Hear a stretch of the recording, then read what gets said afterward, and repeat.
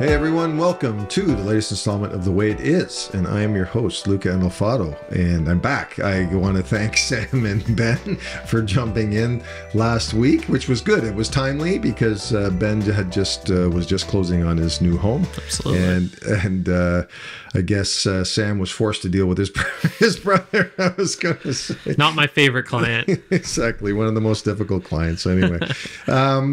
So anyway, this week we're in the doldrums of January anyway, and we want to talk about the age-old question of renting versus owning. And there's certainly been a lot of conversations and articles written, and that's one of the reasons why we thought we'd talk about it today, because there was a couple of new articles that just came out with actually some revealing information, which I think most of you may be surprised by. But of course, there's always that there's two schools of thought, and there's two camps, where those that say renting is better and it's less expensive, and then owning is comes with all these additional costs and everything, which I'm not saying it doesn't, but in essence, and I'll jump right into it, the crux of this one article was that in several municipalities across the province and in Quebec, the difference between the cost of owning a property and the cost of renting one is less than $300. In fact, it's $289. So that's certainly a gap that if you could qualify for a mortgage, an extra $3,600 a year, if you could make the qualification or come up with that money, there's a lot of positives to owning. Yeah, right? A lot of benefits that definitely outweigh that extra amount. And so let's start with obviously why people own and why people buy. So first and foremost, it's an asset. Real estate, bricks and mortar, bricks and sticks is an asset, and it's an appreciable asset, meaning that over time the property will go up in value. And that's case in point, the market that we just came out of, and even the market that we're in. Again, even though every news article that you hear, prices are falling and prices are falling and prices are falling, the values are still in most areas above pre-pandemic levels, and if not, still at pre-pandemic levels or just below. So it's not that the house prices have fallen per se. Have they fallen from the peaks of the pandemic, which we've talked about? Yes, they have. Okay, so now you've got an appreciable asset. And you've also got basically, and here's something that when I say this, I'll turn it over to Sam, but you've got an asset that, as it appreciates, is a built-in savings plan for you, exactly. Right? Because as you're paying your mortgage, you're paying down, yes, in the first part of it, a majority of your payments going towards interest, but there is a portion going to principal. So you're inherently building up equity in your property, coupled with the appreciation is adding more equity to the property. And then, if you're on a fixed mortgage payment, and hopefully you are these days, as opposed to a variable rate mortgage, then, you have a budget, you have some fixed costs, and then you can also budget for putting away some money on the side. But Sam, you speak to the fallacy that exists between renting and being less and saving money. Then. Yeah. So when I was in school, when we were doing like a financial analysis or financial recommendation for a person, there was never convincing them to buy a house, because buying a house is always the best solution. It was evaluate the whole situation. The thing that people don't understand, and I know this is how the articles are already written, is that when someone says it's better for you to rent a property than to buy, it's because they're taking into account the money that you would be putting away to interest or the increased mortgage payment, and you're putting it into high interest savings accounts. You're putting it into mutual funds that are better than the market. You're putting it into something that is generating you income as well. So you have to be doing that to combat the appreciation and the savings that you get from paying your own mortgage. So no one's doing that. No one who's renting is doing that. I mean, maybe there are, and hats off to you, because that's a great way to live. But for the most part, everyone's living paycheck to paycheck. Your rent's cheap. You're spending the other money, or maybe you're saving it up for a trip, but you're not doing the proper things that a financial analysis dictates whether it's better to rent or to buy. Right. And as Luca kind of said, like, it's that mandatory savings plan that a lot of people used to retire on. We deal with a lot of clients that are basically they're ready to downsize, or maybe they even wanted to move into a rental because they're over the age of 65 and it makes sense to have someone else look after the property. Well, now they can sell most of the time their mortgage-free asset, and they have 600,000 plus to their name that can help them retire. You don't have that if you're renting, right? You better be saving, because and you know what, and that's exactly right. And you know, so let's take this $300 a month variance between the cost of owning, the cost of renting. You know, and let's say you bought a place today, you took a fixed 3-year mortgage, even a fixed 5-year mortgage, right? Yep. In those 5 years, and I would say 5 years, I won't say I guarantee, but for as long as I've done this, I'm hard pressed to think historically that property won't appreciate more than, what are we talking, 5 times 3,600, $17,000 or something like that. I'm pretty sure that your property is going to appreciate that amount at minimum in those 5 years. And coupled with,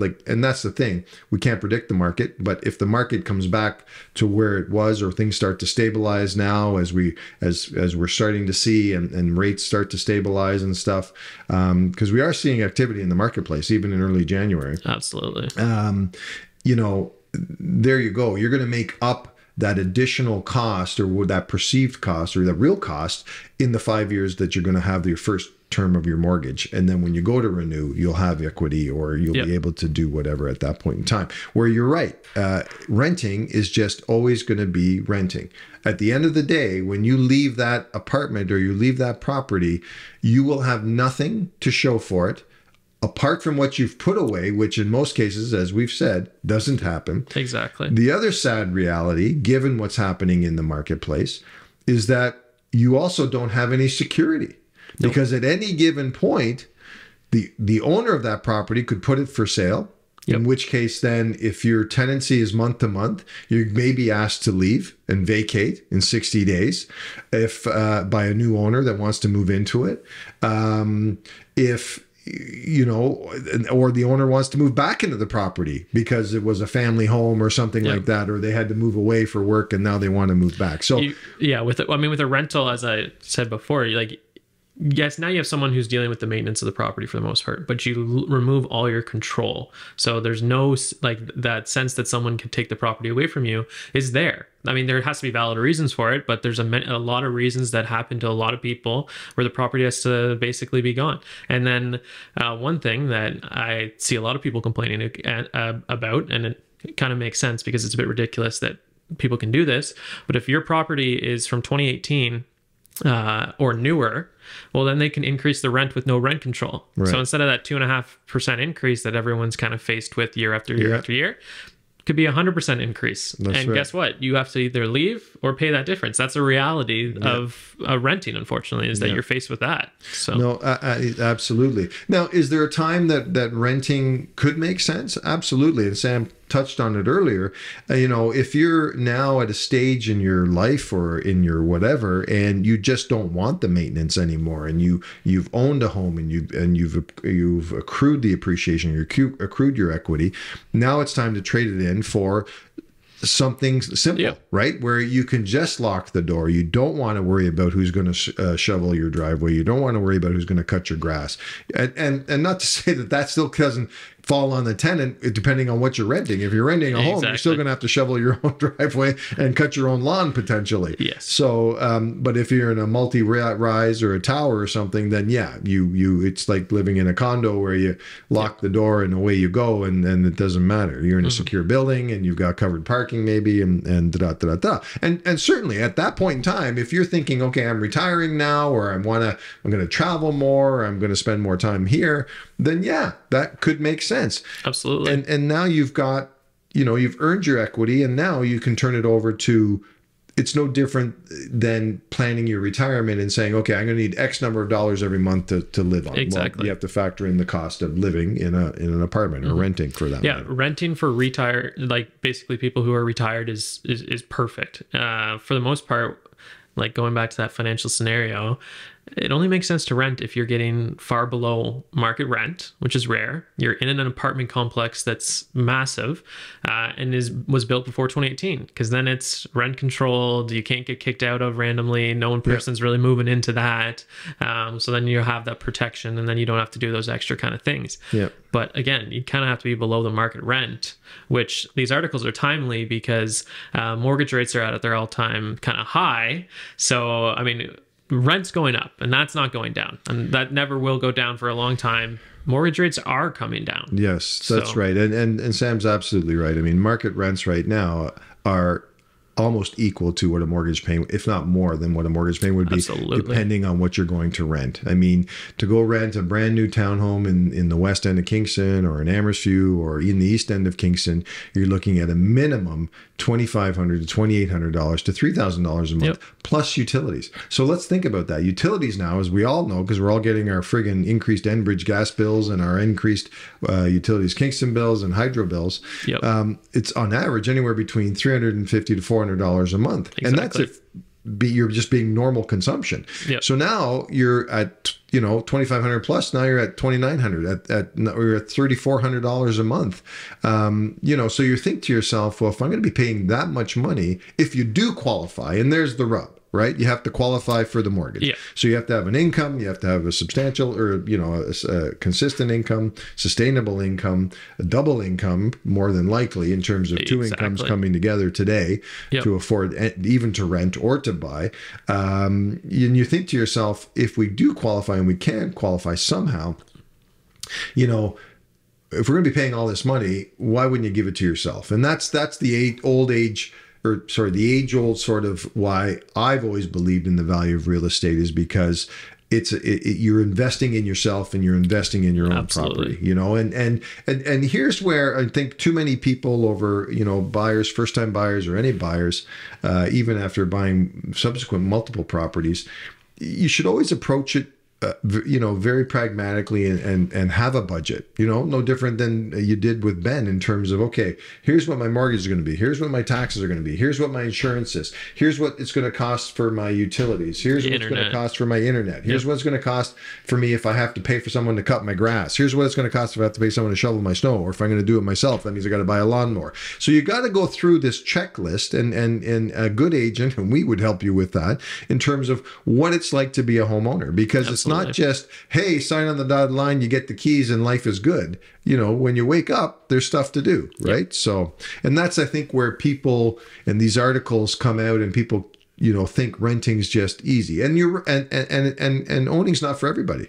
Not everybody should own a home, because we see examples of it every day. Not everybody should own a home because they're just not capable of owning a home. They're not capable of organizing the maintenance, of performing the maintenance, of changing a furnace filter, knowing when to change a furnace, all of those aspects and components that come with home ownership. And not to say that you shouldn't do it just because that may be overwhelming or scary, because there's way too much literature, I'm sure, on the internet to help people through these processes. So I guess I just keep coming back to the fact that, especially we're at an interesting point in time where, you know, and hence these articles, where given the rise of rental rates, where mortgage rates are, where property costs are, you know, it certainly seems that if you have the wherewithal to do it, owning should be the option versus renting. Yes, for the most part, that's kind of the right answer most of the time. That's for sure. Yeah. Well, and then again, and you know what? Even if you did it for your 5-year term and you found out that, you know what, maybe home ownership's I'm not cut out for home ownership. You still have an asset at that point in time that you can do something with. You could choose to sell it. You can choose to move out of it and rent it and keep it now as an investment property, you know, assuming if you can make that work and the numbers make sense. Or, you know, maybe you buy it as a single person. Maybe now you find, you know, a partner and you want to move together to another property or something like that. Well, you don't have to sell that asset unless you want to realize the sale and get the equity, but you can keep it. You could do a refinance. So it opens the doors. Home ownership opens the doors to other accesses to credit and to equity than, again, renting doesn't give you anything other than... I mean, just to go back to that, I mean, we have clients that, I mean, for example, one of them rents and owns a triplex. So, like, right? Like it's because their rent's super low, and they're putting all the saved money that they would be spending on a mortgage in a high interest savings account into other investments, and then they still have a rental property to appreciate and build equity in and stuff like that. So that is an option as well, and a very profitable option for this person. Yeah. But yeah, I mean. Well, and there are, yeah, exactly. So, I mean, and again, not that we're saying don't rent, buy or anything like that. You just have to really do the proper analysis on those scenarios for not only for yourself, for your personal lifestyle, for your life choices, where you are in your life, where you work, your income, all of those factors have to play into it. And you have to map it out as I guess boring or as sort of mind-numbing as that may sound. You really have to project out your next 3 years or your next 5 years in terms of where am I going to be? Am I going to be at this job? Am I going to get more income? Is my income going to go up? Exactly. And all of those things. Because way back, and I think we might have touched on this in a previous podcast, the rule of thumb always was mortgage payments stayed here, income always went like this. So that's the gap there was the equity that you get in your property.